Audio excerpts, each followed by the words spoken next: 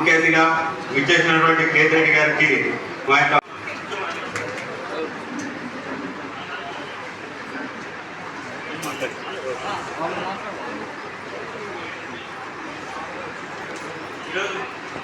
కోరుతున్నాము.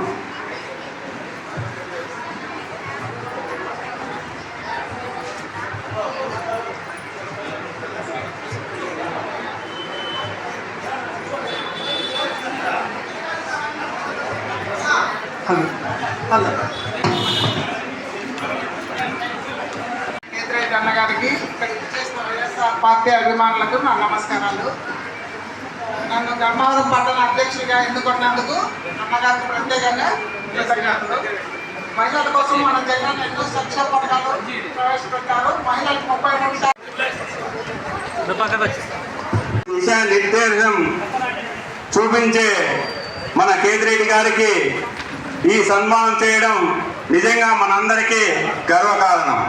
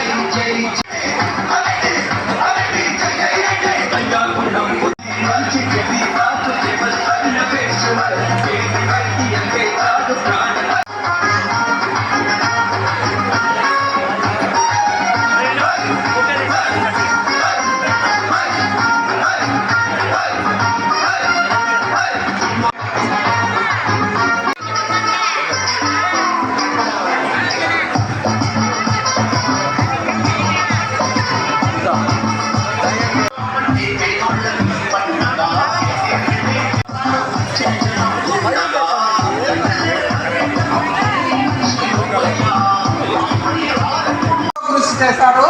ధర్మవరం కోసం మన కేతిరెడ్డి అన్నగారు త్రాగునీటి, రోడ్లు, డ్రైనేజీలు, ఫ్లైఓవర్లు, కూరగాయల మార్కెట్ ఇలా ఎన్నో అభివృద్ధి కార్యక్రమాలు చేస్తున్నారు. ధర్మవరం అంటే కేతిరెడ్డి, కేతిరెడ్డి అంటే ధర్మవరం అనే విధంగా పట్టణాన్ని అభివృద్ధి చేస్తున్నారు.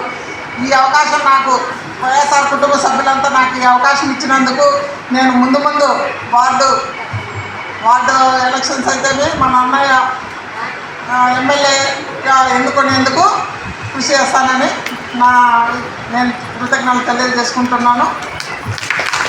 కేతిరెడ్డి అని ఉన్నాడు, ఏదైనా చెప్పుకుంటే మాకు మేలు చేస్తాడు అని అందరూ పరిగెత్తుకొని ఏదైనా సమస్య వచ్చిన వెంటనే వచ్చి చెప్పుకునేవారు. కానీ ఇప్పుడు ఆ అవకాశం ఎవరికీ లేదు. ఇప్పుడు ఏదైనా సమస్య ఆడళ్ళకు కానీ మగవాళ్ళకు కానీ సమస్య వస్తే ఎవరు చెప్పుకోవాలో కూడా అర్థం కావడం లేదు. ఎందుకంటే ఈ పార్టీలు వాళ్ళు పేరు పెట్టుకున్నారే కానీ ఎవరు వచ్చి ప్రజలకి వచ్చి మేలు చేసే వాళ్ళు ఎవరు లేరు. వచ్చినామా గెలిచినామా పోయినామా అని అనేవాళ్ళే కానీ ప్రజల గురించి పట్టించుకునే వాళ్ళు ఎవరు లేరు. ఇప్పుడు ధర్మవరం అంతా మా నాన్న కేతిరెడ్డి అన్నని ఒక తీరని లోటుగా కోల్పోయినారు. మా నాన్న ఉంటే మనకి ఏ సమస్య వచ్చినా కూడా వెంటనే పరిగెత్తిపోయి అన్నం చెప్పుకుందాం ఇది చేస్తాడు అననే ధైర్యం ఉండేది. ఇప్పుడు ఆ ధైర్యం ఎవరికీ లేదనమాట. ఇప్పుడు నెక్స్ట్ రాబోయే ఎన్నికలో మన అన్న వస్తే మనందరం అన్నని గెలిపించుకుంటే మనకి ధర్మవరానికి ఒక అండగా మనము చేసుకుంటాము. అలాగే మా వైఎస్ఆర్ కాంగ్రెస్ పార్టీ తరఫున వరలక్ష్మి గారిని మహిళా పట్టణ అధ్యక్షురాలుగా గుడ్ మార్నింగ్ షో ద్వారా సార్ ఏమైనా కానీ అప్పటికప్పుడు ఏమైనా సమస్యలు చెప్తే అప్పటికప్పుడే మనకు చాలా వరకు తీర్చినారు. ఏదైనా సమస్యలు ఉన్నా కూడా ప్లస్ మనం ఏదైనా సమస్య ఉంది అంటే సార్ వచ్చి వెంటనే మమ్మల్ని మేమున్నాము, మీకు తోడుగా ఉన్నాము, మేము చేస్తాము అని చెప్పేసి సార్ ఎప్పుడు వచ్చినా కూడా మాకు పలుకుతాంది. ఈ జరుగుతుంది, డబ్బులు ఆదాయ వనరులు రావటం జరుగుతుంది. అది వదిలేసి జగన్మోహన్ రెడ్డి మీద, వైఎస్ఆర్ కాంగ్రెస్ శ్రేణుల మీద అసభ్య పదజాలంతో మాట్లాడారు. 3 రాజధానులు చెప్పినప్పుడు కూడా ఎప్పుడు ఇంత ఆందోళన చెందిన వాళ్ళు, అంత ఉలిక్కి పడలేదు. ఈ 3 చెప్పినప్పుడే ఉలిక్కి పడుతున్నారు. ఉలిక్కి పడుతున్నారు అంటే అర్థం అమరావతిలో ఏదో కుంభకోణం జరుగుతోంది. ఆ కుంభకోణానికి వ్యతిరేకంగా ఇంకొకటి జగన్మోహన్ రెడ్డి గారు ఇక్కడ ఒక ప్రతిపాదించినారు. అది ఎస్టాబ్లిష్ అయితే మళ్ళీ మీ అమరావతికి పుట్టగతులు లేకుండా పోతాయనేది నిర్ణయం. అమరావతిని ఎవరు అన్యాయం చేయక్కర్లే, ఎవరు ఇబ్బంది పెట్టక్కర్లే. ఈరోజు చెప్తున్నా, రాసి పెట్టుకోండి. అమరావతిని ఏదైనా ఇబ్బంది పెట్టాలనుకుంటే అది ఒక ప్రకృతే ఇబ్బంది పెడుతుంది. ఆ ప్రకృతే దానికి ఒక కాలంలో కలిపేస్తాడు. ఎందుకంటే ఆడ కొండవీడు వాకు నీళ్ళు వచ్చినాయనుకో, వర్షం పడిందనుకో, పొంగిందనుకో, మొత్తం అంత అమరావతి మునిగిపోతుంది. ఇప్పుడు దగ్గర 2500 కోట్ల రూపాయలతో లిఫ్ట్ నీళ్లు కొట్టడానికి పంపులు పెట్టినారు. 2500 కూడా, దానికి వేరేది ఏమవసరం లేదు. ప్రకృతే ఆ నగరాన్ని కాలగర్భంలో కలిపేస్తాయి.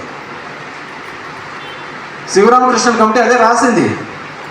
ఇక్కడ పెట్టద్దండి రాజధాని, ఇక్కడ మంచిగా పంటలు పండించే ప్రాంతం ఈ ప్రాంతము, ఇక్కడ పెట్టద్దండి, ఇక్కడ పెడితే ఇబ్బంది పడతారు అని చెప్పేసి శివరామకృష్ణ కమిటీ రాసినాడు. మన శివరామకృష్ణ కమిటీ క్యాన్సర్తో వచ్చిన అతను పాపం రాస్తే టెక్నికల్గా ఊరూరు తిరిగి ఇక్కడ ఏమేం కావాలని అవన్నీ ఎక్కడా చెప్పలే. ఇతను నారాయణ కమిటీ చేసినాడు. కాబట్టి మన అందరం కూడా, మహిళలందరూ కూడా ఈ కూటమి చేసిన అన్యాయాన్ని ఏ విధంగా మనకు